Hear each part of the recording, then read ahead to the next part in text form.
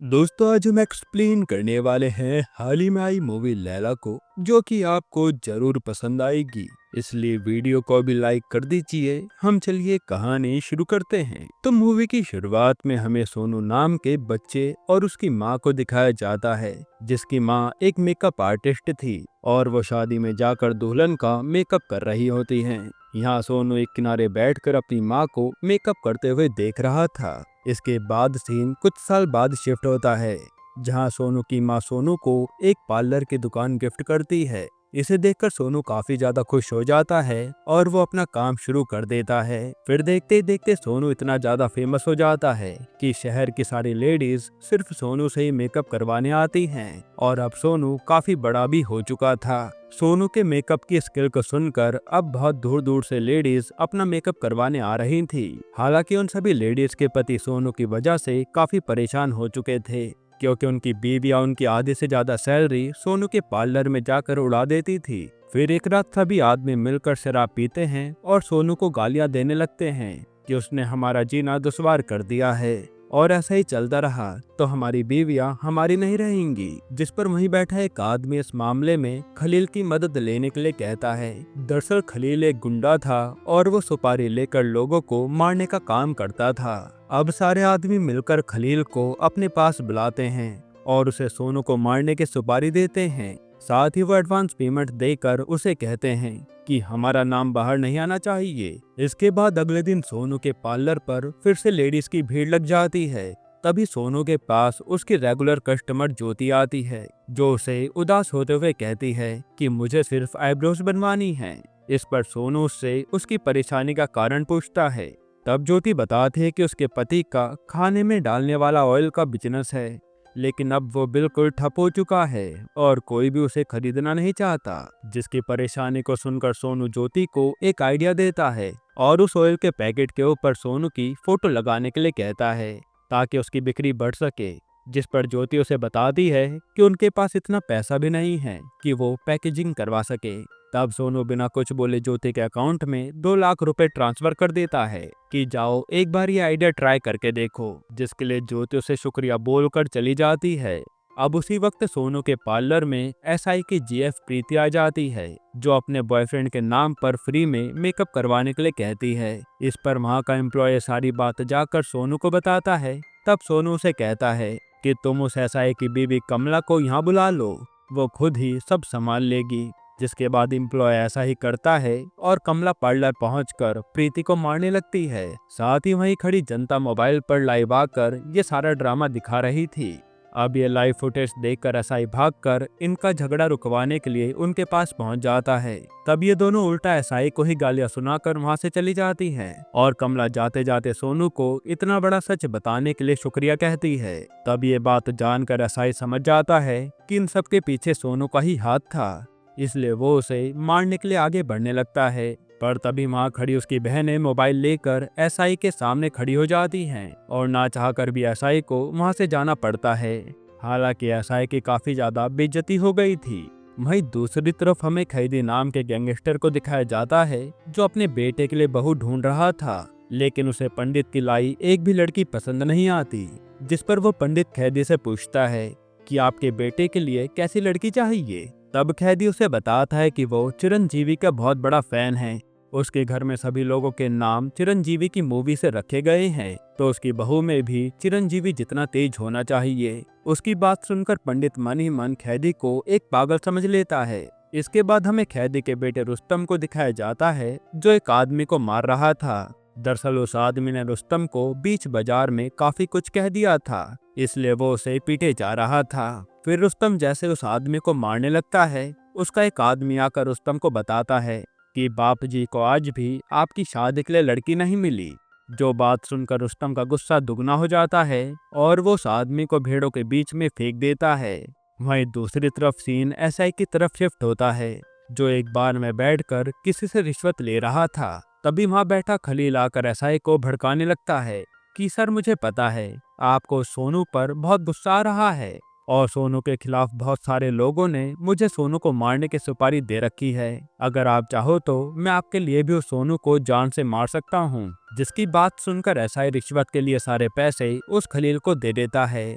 और सोनू को जल्द से जल्द मारने के लिए कहता है। इसके बाद खलील अपने कुछ आदमियों को लेकर सोनू को मारने के लिए पहुंच जाता है, लेकिन सोनू का ध्यान तो उसके सामने खड़ी जैनी नाम की लड़की के ऊपर था और वो उसे मन ही मन पसंद करने लगा था।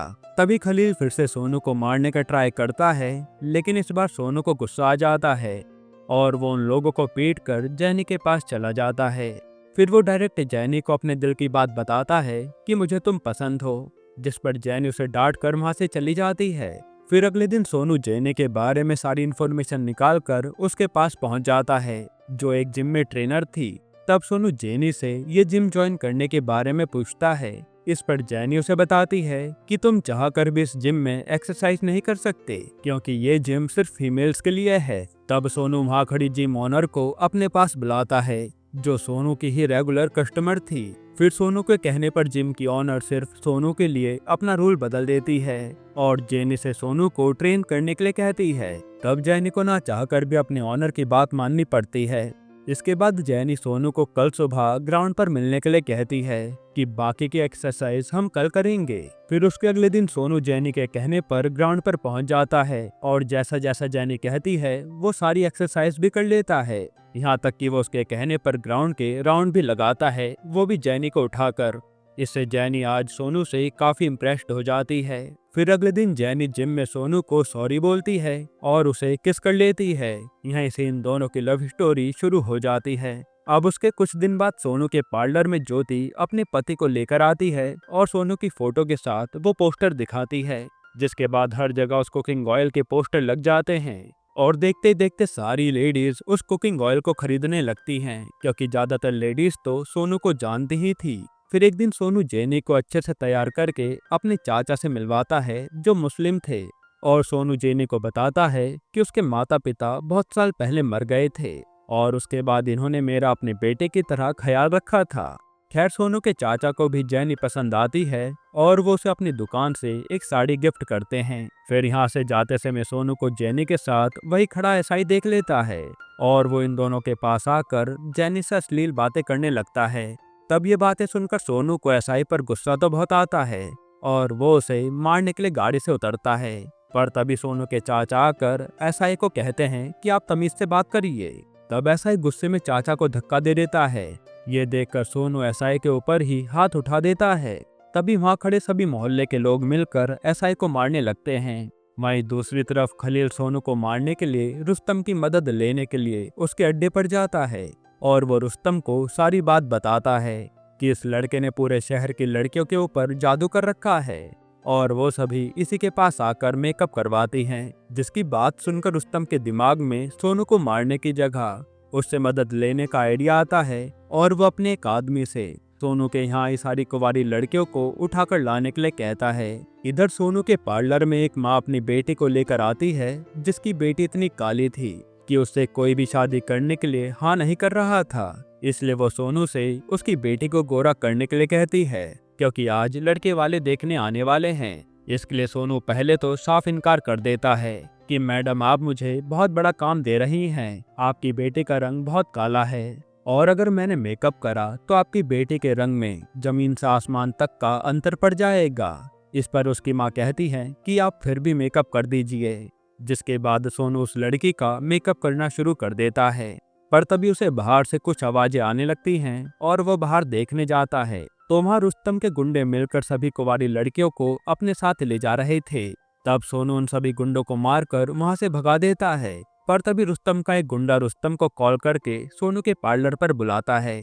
अब यहाँ पहुंचकर रुस्तम की मुलाकात उसी लड़की से होती है जिसे सोनू ने मेकअप करके काली से गोरा बना दिया था और यहीं हमें उस लड़की का नाम पता चलता है, जिसका नाम था सुंदरी। रुस्तम को भी सुंदरी को देखकर पहली नजर में प्यार हो जाता है और वो असलियत तो जानता ही नहीं था। इसके बाद सुंदरी अपनी माँ के साथ घर चली जाती है, जहाँ उसे लड़के वाले देखने आए थे और वो सुंदरी को देखकर हैरान हो जाते हैं, क्योंकि उन्हें विश्वास ही नहीं हो रहा था कि ये लड़की वही है जिसकी इन्होंने फोटो देखी थी। पर उसी समय रुस्तम अपने माता पिता के साथ सुंदरी के यहाँ रिश्ता लेकर पहुंच जाता है और वो लड़के वालों को भगा देता है। फिर वो सभी के सामने सुंदरी को शादी करने के लिए पूछता है। इस पर सुंदरी की माँ रुस्तम को बताती है कि बेटा ये सब मेकअप का कमाल है और मेरी बेटी इतनी भी सुंदर नहीं है। लेकिन रुस्तम तो उनकी बात नहीं सुनता और उसी दिन सुंदरी से शादी करने के लिए कहता है और फिर इन दोनों की शादी हो जाती है। इसके बाद रुस्तम की सुंदरी के साथ फर्स्ट नाइट होती है, जहां सुंदरी रुस्तम से लाइट ऑफ करवा देती है कि उसे ऐसे नींद नहीं आती। अब अगले दिन सुंदरी जैसे ही नहाकर अपने ससुर को चाय देने जाती है, तब वो सुंदरी को देखकर पैरालाइज्ड हो जाते हैं, क्योंकि वो अब पहले की तरह काली दिख रही थी। फिर रुस्तम और उसकी माँ भी सुंदरी को देखकर हैरान हो जाते हैं। तभी रुस्तम गुस्से में सुंदरी को चाटा मार देता है कि तूने हमें धोखा दिया है, और सुंदरी कुछ बोल नहीं पाती। इसके बाद वो अपने आदमियों से कहकर सोनू के पार्लर पर तोड़फोड़ करवा देता है, क्योंकि उसी के मेकअप के कारण वो फंस गया था। तब वहाँ सोनू आकर गुंडों को रोकने लगता है, लेकिन ये गुंडे तो सनकी थे जो अब सोनू को ही मारने लगते हैं। पर जेनी आकर सोनू को वहाँ से भगा देती है। फिर इसके अगले दिन न्यूज आती है कि जिस ऑयल पर सोनू की फोटो छपी थी उसे खाकर लोगों की तबीयत बिगड़ चुकी है और काफी सारे लोग हॉस्पिटलाइज हो चुके हैं। अब इसके बारे में एसआई न्यूज में आकर सबको बताता है कि वो जल्दी इसके ओनर सोनू को अरेस्ट कर लेगा, जो देखकर तो सोनू के होश उड़ जाते हैं कि वो अब बुरी तरह से फंस चुका था, क्योंकि एक तरफ गुंडे उसे मारने के लिए ढूंढ रहे हैं और दूसरी तरफ पुलिस उसे मारने आ रही है। ऐसे में वो अब जाए तो जाए कहाँ। फिर सोनू के दिमाग में आइडिया आता है कि अगर उसे इन सब से बचना है तो उसे लैला बनना पड़ेगा। असल में बचपन में सोनू की माँ उसे लैला कहकर बुलाती थी, तो सोनू अब वही बनने की ठान लेता है।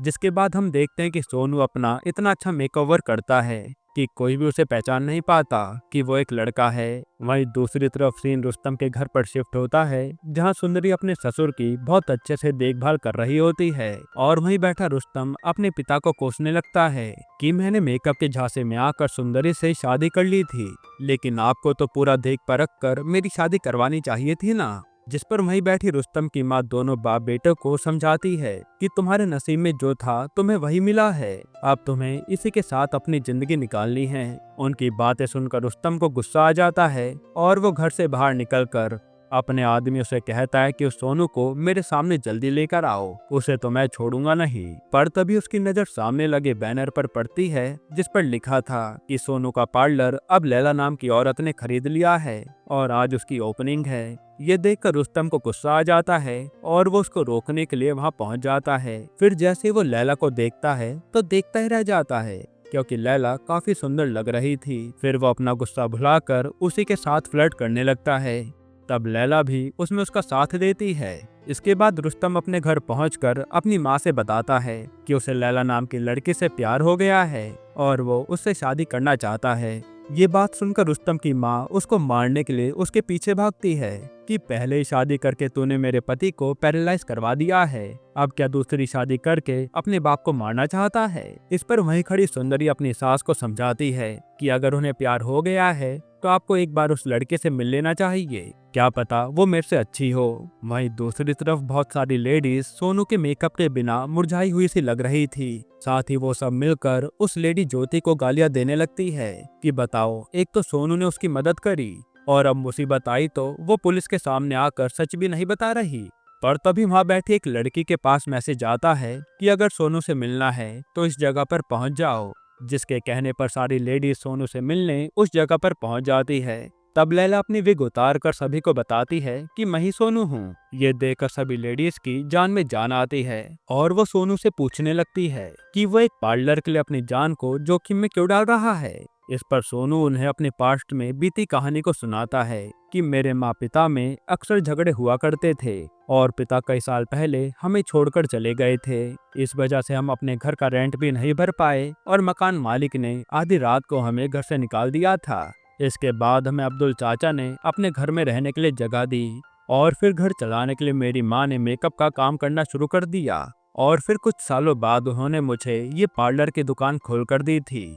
यहाँ मेरी माँ ने पहली बार मुझसे मेकअप करवाया था। फिर जब मैंने उनसे मेकअप करने के बाद उन्हें आंख खोलकर अपना मेकअप देखने के लिए कहा तो वो उठी ही नहीं। असल में उनकी मौत हो गई थी, इसलिए उस दुकान से मेरी यादें जुड़ी हुई हैं। तब उसकी दुख भरी कहानी सुनकर सारी लेडीज की आंखों में आंसू आ जाते हैं। इसके बाद सोनू अपने एम्प्लॉय के साथ पार्लर पर जाने लगता है तो उसे पुलिस पकड़ लेती है और उसे लाइसेंस दिखाने के लिए कहती है। अब यहाँ सोनू फंस जाता है क्योंकि उसके पास लैला के नाम से लाइसेंस था ही नहीं। इसलिए वो उस पुलिस वाले को रिश्वत देने की कोशिश करता है। तब वो पुलिस वाला ये सारी बात एसआई को बताता है। तब वो एसआई लैला को देखकर अपनी कार में बैठा लेता है और फिर उसे गंदी तरह से टच करने लगता है। फिर लैला जैसे ही कार से उतरती है उसे रुस्तम देख लेता है और लैला रोते हुए रुस्तम को बताने लगती है कि इस एसआई ने लाइसेंस ना दिखाने पर मुझसे जबरदस्ती करने की कोशिश की है। ये सुनकर रुस्तम को एसआई पर गुस्सा आ जाता है और वो उसे मारकर लैला को अपने साथ बैठाकर उसके पार्लर छोड़ देता है। साथ ही रुस्तम लैला को कल उसके जन्मदिन पर आने के लिए भी कहता है। फिर अगले दिन लैला रुस्तम के कहने पर उसके बर्थडे पर पहुंच जाती है। क्योंकि रुस्तम था तो गुंडा ही, वो कभी भी उसे उठवा सकता था। तब रुस्तम की मां लैला को बहुत गौर से देखने लगती है कि कहीं इसने भी सुंदरी की तरह मेकअप तो नहीं कर रखा। इसलिए वो लैला के मुंह से मेकअप चेक करने की कोशिश भी करती है, लेकिन सोनू जैसे तैसे बच जाता है और सच सामने नहीं आता। इसके बाद रुस्तम लैला के साथ डांस करता है और अपना बर्थडे काफी अच्छे से सेलिब्रेट करता है। पर तभी कुछ गुंडे आकर रुस्तम को मारने लगते हैं और इस लड़ाई में लैला भी फंस जाती है। तभी एक आदमी लड़ते हुए लैला के संतरे देख लेता है और वो सबको बताने वाला होता है। पर लैला किसी तरह से उस आदमी को मारकर वहां से भगा देती है। उसी समय गुंडों का लीडर चाकू से लैला को मारने के लिए आता है, पर लैला को बचाने के लिए रुस्तम बीच में कूद जाता है। इसी लड़ाई में रुस्तम के हाथ पर चाकू लगने से लैला की मांग भर जाती है, जो देखकर रुस्तम तो अपना दर्द भुलाकर खुश हो जाता है कि अरे ये तो लैला मेरी बीवी बन गई। वह गुंडा ये देखकर वहां से भाग निकलता है। अब रात होने के बाद जैनी सोनू से मिलने आती है और उसे ताने मारने लगती है कि अब तो तुम रुस्तम की बीवी बन गए और मुझे तो भूल ही गए होगे ना। तब उन्हें बात करते हुए खलील देख लेता है और वो जल्दी से रुस्तम को कॉल करके अपने पास बुलाता है। फिर खलील जैसे कुछ बोलने वाला होता है उससे पहले लैला रुस्तम के आगे रोने लगती है कि इस खलील ने मुझे छेड़ने की कोशिश की है। जो बात सुनकर रुस्तम को खलील पर गुस्सा आ जाता है और खलील बताता है कि लैला एक आदमी की आवाज में बात कर रही थी, आपको इसे पूरी तरह से चेक करना चाहिए। तब उसके कहने पर रुस्तम लैला की तरफ बढ़ने लगता है और उसे रोकने के लिए लैला को ना चाहकर भी रुस्तम को किस करना पड़ता है। इससे रुस्तम को विश्वास हो जाता है कि लैला एक लड़की है और अब रुस्तम खलील को मारकर वहां से भगा देता है कि आज के बाद तू लैला के करीब भी नजर मत आना।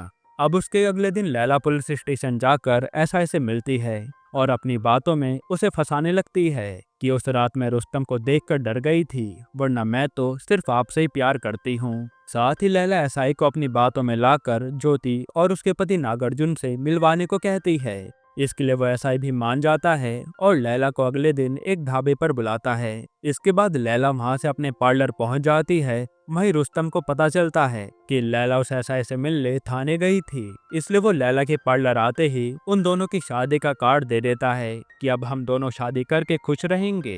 ये देखकर लैला के होश उड़ जाते हैं और वो मन ही मन सोचने लगती है कि वो रुस्तम से आखिरकार अपना पीछा कैसे छुड़वाए, जो कि उसके पीछे हाथ धोकर पड़ गया था। इसके बाद वो उससे पीछा छुड़वाने के लिए रुस्तम को अकेले में बुलाती है और लैला एक लड़की को रुस्तम के साथ खड़ा कर देती है।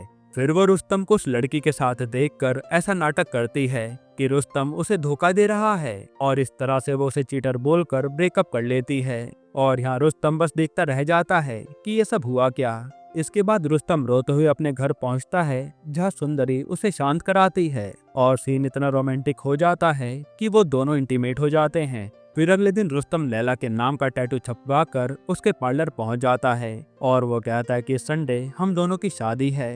इस पर लैला उसे समझाती है कि वो अब मूव ऑन कर चुकी है और वो रुस्तम से प्यार नहीं करती। इससे रुस्तम का दिल पूरी तरह टूट जाता है। फिर रात होने के बाद एसआई के कहने पर लैला उसी ढाबे पर पहुंच जाती है। साथ ही लैला उन सभी लेडीज को भी बुला लेती है और अब सब लोग बस ज्योति और नागार्जुन के आने का वेट कर रहे थे। पर तभी एसआई देखता है कि लैला वहां से गायब है, जिसे किसी और ने नहीं बल्कि रुस्तम ने ही किडनैप कर लिया था। यहाँ रुस्तम लैला के साथ बेहोशी की हालत में ही उससे शादी करने लगता है, पर तभी वहाँ एसआई आकर रुस्तम से लड़ जाता है क्योंकि लैला तो उसे भी पसंद थी। अब इनके बीच लड़ाई चली रही होती है, तभी लैला को होश आता है और वो दोनों लैला को अपनी तरफ खींचने लगते हैं, जिस बीच लैला की भी उड़कर खंबे पर अटक जाती है और लैला जैसे तैसे उसे उतार कर पहनने लगती है। पर तभी वहाँ खलील आकर उन दोनों को ही लैला की सच्चाई बताता है और आज सोनू का भांडा फोड़ जाता है। अब ये देखकर तो रुस्तम को बहुत ज्यादा हर्ट हुआ था। इसलिए वो घर जाकर आत्महत्या करने लगता है। तब उसे सुंदरी रोकती है, पर तभी सुंदरी को उल्टी होती है और रुस्तम की माँ समझ जाती है कि सुंदरी माँ बनने वाली है। तब रुस्तम की माँ रुस्तम को समझाती है कि सुंदरी बहुत ही अच्छी लड़की है, उसने तुम्हारे पिता का बहुत अच्छे से ख्याल रखा है, उसके जैसी लड़की तुम्हें कभी नहीं मिलेगी। तब उनकी बात सुनकर रुस्तम भी सुंदरी को आज एक्सेप्ट कर लेता है। फिर अगले दिन सीन कोर्ट में शिफ्ट होता है, जहाँ साई सोनू को अरेस्ट करके कोर्ट में खड़ा कर देता है। तब यहाँ सोनू जज को सारी सच्चाई बताता है, लेकिन कोई भी सबूत न होने के कारण उसे दोषी करार कर दिया जाता है। उसी समय ज्योति कोर्ट में आकर सभी के सामने सच बता देती है कि मेरे पति ने एसआई के साथ मिलकर सोनू को फंसाया है, बल्कि सोनू ने तो मेरे पति की मदद की थी और वो कंपनी का ऑनर नहीं है। जिसके बाद यहाँ सोनू तो बच जाता है, लेकिन कोर्ट एसआई के खिलाफ सबूत ढूंढ कर लाने के लिए कहता है। तभी वहीं बैठा एक लॉयर खड़े होकर जज को एसआई के खिलाफ सारे सबूत दिखाता है। दरअसल एसआई ने इस लॉयर को बहुत टाइम पहले किसी केस में फंसाया था, जिसका बदला लेने के लिए इस लॉयर ने एसआई के खिलाफ काफी सारे सबूत इकट्ठे कर रखे थे। जिसके बाद जज सोनू को छोड़ देते हैं और एसआई और नागार्जुन को सजा सुना दी जाती है। यानी अब सोनू के ऊपर से सारी मुसीबत हट चुकी थी। यहीं पर यह मूवी खत्म होती है। दोस्तों, आपको ये मूवी कैसी लगी? वैसे ये मूवी बस टाइम पास मूवी है, जहां आप ज्यादा दिमाग लगाओगे तो खुद ही परेशान हो जाओगे। बाकी आपकी इस मूवी को लेकर क्या राय है, कमेंट में जरूर बताना। और इसके अलावा आप कौन सी मूवी का एक्सप्लेनेशन चाहते हैं वो भी कमेंट करना। और हाँ, अगर आपको एक कमाल की मूवी देखनी है तो आप ये वीडियो देख लीजिए।